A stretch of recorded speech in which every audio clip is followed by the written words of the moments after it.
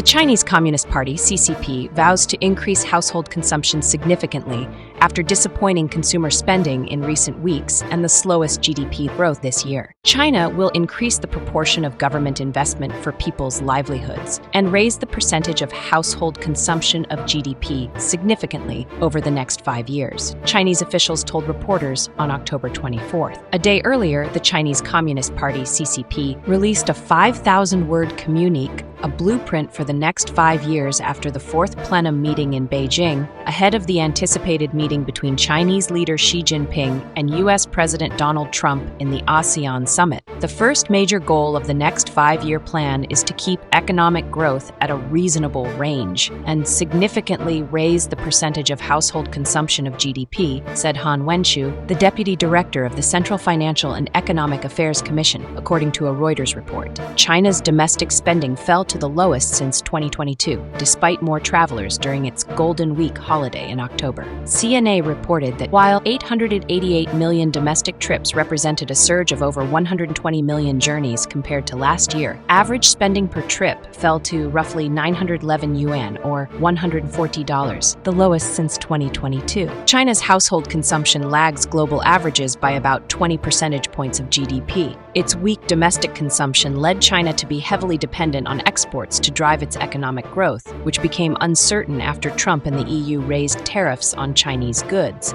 China's GDP, or economic growth, slowed to 4.8% in the third quarter, its weakest pace in a year. Jiang Jingquan, China's Communist Party research office head, said that he expected the country's GDP to hit 140 trillion yuan, or $19.7 trillion this year, compared with 101.5 trillion yuan during January to September. The U.S. Treasury Secretary, in an interview with Fox Business Network on July 24th, had called on the CCP to reform China's economy. I think we're going to be able to move on to the bigger issue of China needing to rebalance. It is the most imbalanced, unbalanced economy in the history of the world. They now account for 30% of global manufacturing. That's unsustainable. They have a real estate downturn. Many would call it a crisis. Manufacturing has slumped, and they can't export their economic problems to the rest of the world. They need to solve them. One of the ways to solve them is to create a consumer economy, Besant said.